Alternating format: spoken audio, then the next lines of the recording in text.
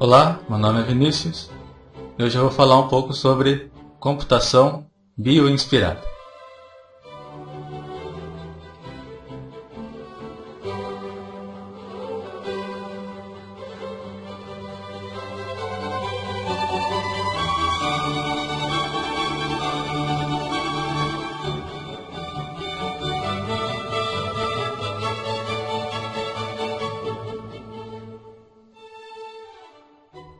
A computação bioinspirada, ela é uma sub-área, né, ou uma linha de pesquisa, pode dizer assim, de uma área de conhecimento maior que envolve computação, matemática e biologia.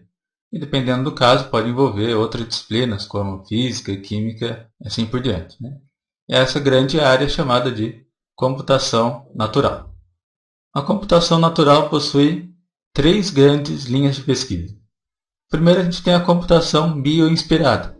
Então, cientistas buscam inspiração em fenômenos da natureza para criar novos algoritmos que resolvam problemas computacionais que, digamos assim, da maneira tradicional, seria difícil de resolver. Aqui a gente está falando do ponto de vista da complexidade de algoritmos. Uma segunda linha de pesquisa da computação natural seria o uso da computação para sintetizar ou simular fenômenos da natureza. Então a ideia aqui é criar algoritmos, né, ou programas que consigam reproduzir padrões ou comportamentos encontrados na natureza, né? Ou seja, a ideia é usar a computação para entender melhor como que funciona um certo sistema natural. E uma terceira linha de pesquisa da computação natural seria a busca de novas matérias-primas com as quais computar, ou seja, a busca de novos hardwares, né, digamos assim, com o qual realizar a computação. Então, por exemplo, eu posso realizar uma computação com moléculas ou com bactérias e assim por diante. Então, a ideia aqui é encontrar novos mecanismos, né, ou novos hardwares com os quais a gente possa fazer computação que estão além do silício, né, digamos assim, além do que a gente conhece hoje. Nesse episódio em particular, eu vou falar um pouco mais sobre aquela primeira linha de pesquisa, que é a computação bioinspirada. Então, muito bem. Primeiramente, o que podemos observar com relação ao funcionamento da natureza? Se a gente partir da ideia de que os animais precisam constantemente conseguir alimento, né, se esconder de predadores, ficar atento às mudanças climáticas, ou seja, tem que fazer com que a sua espécie, né, os seus genes, sobrevivam. Tudo isso envolve resolver problemas complexos. E o que está em jogo ali é a própria sobrevivência do animal enquanto indivíduo e enquanto espécie. Nesse sentido, os animais não se podem dar o luxo de perder tempo, né? Eles têm que encontrar a melhor solução para o seu problema. O que eu quero dizer é que, de certa maneira, na natureza pode-se observar que os animais conseguem resolver problemas complexos de forma otimizada, né? Parece que grupos de indivíduos que, ao trabalharem coletivamente, faz surgir uma espécie de inteligência coletiva. Agora, a gente também, enquanto ser humano, precisa também resolver problemas complexos. Complexos no sentido de que, para resolver esses problemas, demandaria muito esforço computacional. Então, relembrando um pouco o episódio que eu falei sobre o problema PNP, que foi o episódio 15, eu comentei que existem problemas que são fáceis de resolver no ponto de vista computacional, mas que também existem problemas para os quais a gente não sabe se existem algoritmos eficientes para resolvê-los. Nesse sentido, a grande motivação da computação bioinspirada é, logicamente, como o próprio nome já nos indica, buscando inspiração em comportamentos que ocorrem na natureza, né, eu já darei exemplos a seguir, desenvolver soluções alternativas para aqueles problemas que não podem ser resolvidos de forma satisfatória por técnicas mais tradicionais. Aí a gente vai ter a criação de algoritmos bioinspirados. Então são algoritmos que buscam inspiração em fenômenos ou comportamentos observados na natureza para resolver certos tipos de problemas que as técnicas tradicionais não conseguem resolver de forma eficiente. Eu vou dar dois exemplos de como isso pode acontecer. No ano de 1943, a gente tem a introdução de um primeiro modelo computacional de um neurônio, né, que foi feito por McCulloch e Pitts, que vai evoluir para o que hoje chamamos de redes neurais artificiais. A ideia aqui é resolver problemas, por exemplo, reconhecimento de padrões, classificação ou agrupamento, utilizando como inspiração, é claro, o sistema nervoso, sistema de comunicação entre neurônios. Um exemplo básico é o exemplo da classificação. Então vamos supor que eu tenho 4 categorias de flores, por exemplo. Cada categoria possui seus atributos específicos. Eu gostaria de, ao ver um novo indivíduo, classificar esse indivíduo dentro de uma daquelas 4 categorias. Então a gente monta uma estrutura de comunicação entre neurônios, né, que vai ser a minha rede. Uma conexão entre um neurônio e outro pode ser reforçada ou não. Então você apresenta um conjunto de teste, né, um conjunto que já está classificado, a essa rede com o objetivo de treiná-la. Então a gente vai fazer um treinamento dessa rede para reconhecer aqueles indivíduos. Nesse treinamento, a rede vai ajustar os pesos das conexões entre os neurônios, de forma que, quando você fornecer como input os dados de um novo indivíduo, a rede vai conseguir, é claro, com certa margem de erro, mas ela vai conseguir classificar esse indivíduo dentro daquelas categorias. Então, uma forma de fazer esse treinamento da rede é por meio do que eu já disse anteriormente, do reforço ou da punição, né, vamos dizer assim, daquela rede. Então, você apresenta um indivíduo, se a rede consegue acertar a classificação daquele indivíduo, né, dentro daquele conjunto de teste, a gente dá um reforço positivo para as conexões entre os neurônios. Caso contrário, o reforço é negativo. Então, assim a gente vai ajustando a rede neural. Então, esse foi um primeiro exemplo. Agora, no final dos anos 80, a gente tem o surgimento de algoritmos que buscam inspiração no que hoje é chamado de inteligência de bando, né, ou de grupo. A gente pode dizer que é a inteligência coletiva. Inteligência coletiva seria uma propriedade que emerge de sistemas em que se tem indivíduos com informações locais interagindo entre si.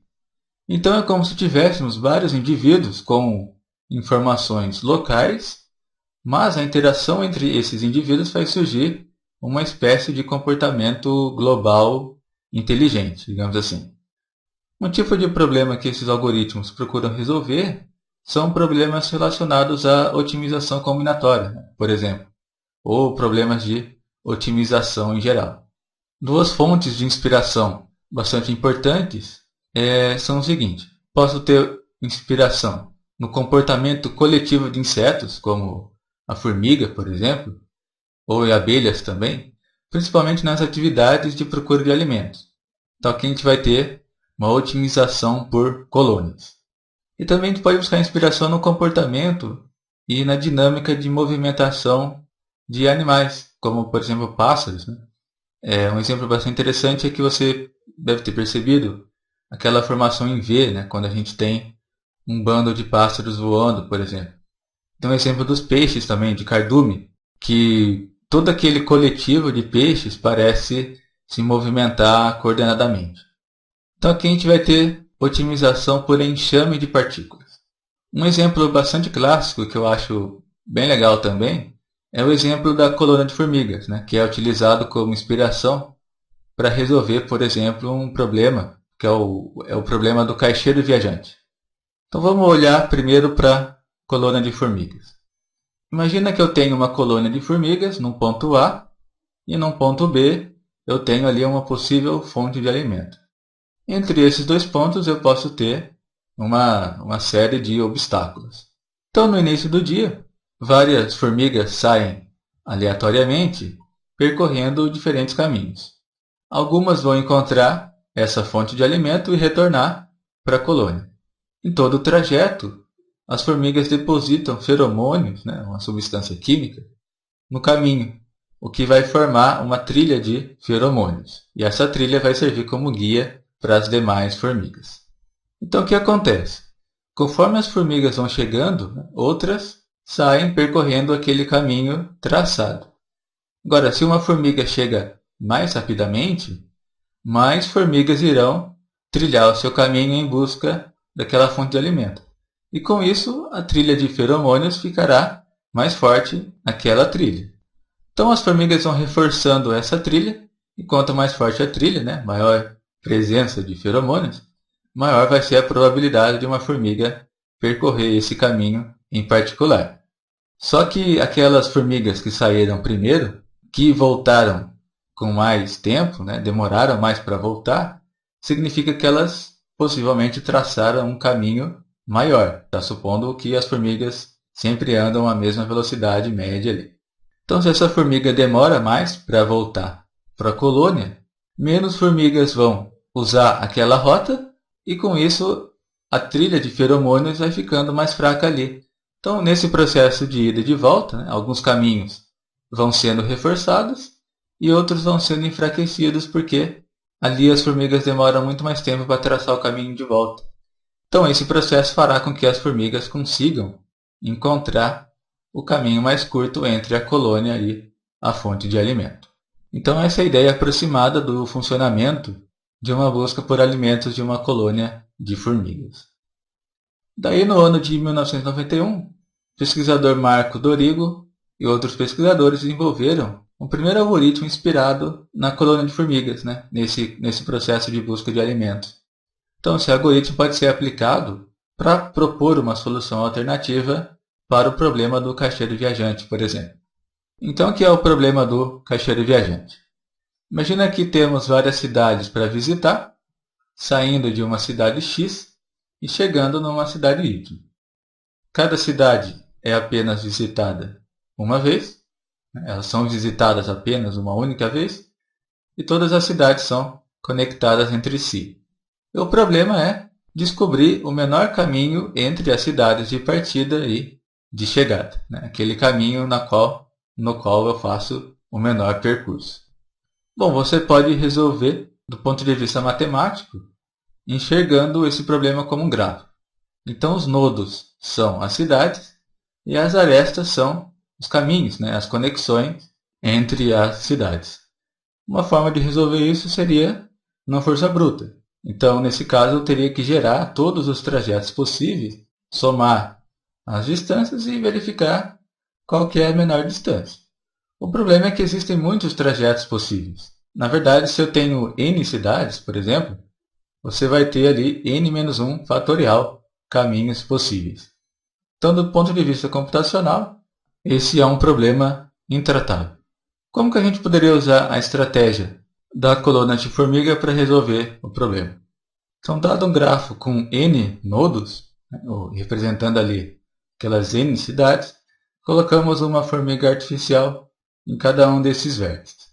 Cada formiga vai traçar um caminho, o trajeto depende de uma fórmula probabilística que leva em consideração a quantidade de feromônio da aresta, que vai ser o peso daquela aresta, e alguns outros parâmetros.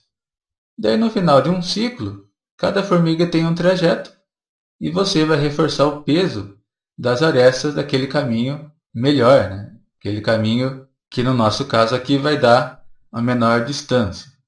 Daí você aumenta a atratividade desse caminho em particular, que, com base naquela fórmula probabilística, vai fazer com que mais formigas artificiais percorram aquele caminho. Aumente a probabilidade de que as formigas sigam esse caminho específico. Então, essa seria uma ideia geral de como usar o mecanismo da colônia de formigas para resolver o problema do caixeiro viajante. E é lógico que o caixeiro viajante está relacionado a diversas aplicações na área de logística, por exemplo. Uma questão interessante sobre esses algoritmos bioinspirados é que ele exige um certo grau de experimentação. Então, você precisa fazer testes com esses algoritmos de forma a ajustar os diversos parâmetros que eles possuem. Uma outra questão importante é que, na maioria dos casos, eles não fornecem 100% de certeza de que você encontrou a solução ótima para o seu problema. Um grande desafio que a gente vai ter que enfrentar, que ocorre na maioria dos casos de problemas envolvendo otimização, é com relação a mínimos locais. Então você pode, por exemplo, encontrar uma solução que ela é a melhor solução, mas só que só numa região específica, né? Só num intervalo específico do seu domínio. De repente, se você fosse um pouquinho mais além, você poderia encontrar uma solução até melhor, né? Que seria uma solução ótima global e não simplesmente uma solução ótima local. Bom, existem outras fontes de inspiração importantes também para o desenvolvimento de algoritmos, como por exemplo, algoritmos que se baseiam na ideia da evolução, né, ou na teoria da evolução.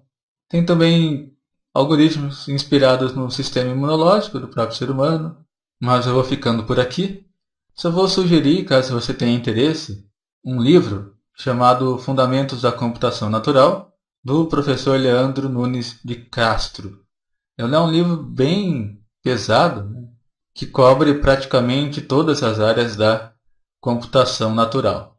Acho que ele é um livro mais para quem está interessado num aprofundamento sobre esses assuntos. Se você quiser conhecer só as principais ideias de uma forma mais resumida, vou deixar um link para um artigo do próprio Leandro Nunes, chamado também Fundamentos da Computação Natural. Também vou deixar como sugestão um curso de verão da professora Gisele Paca, na qual ela também comenta, faz uma introdução aos algoritmos bioinspirados. Todas essas sugestões eu vou deixar lá no site, que é numerimaginário.com.br. E lá você vai também encontrar outras referências sobre o assunto. Muito obrigado por você ouvir mais esse podcast e até o próximo episódio.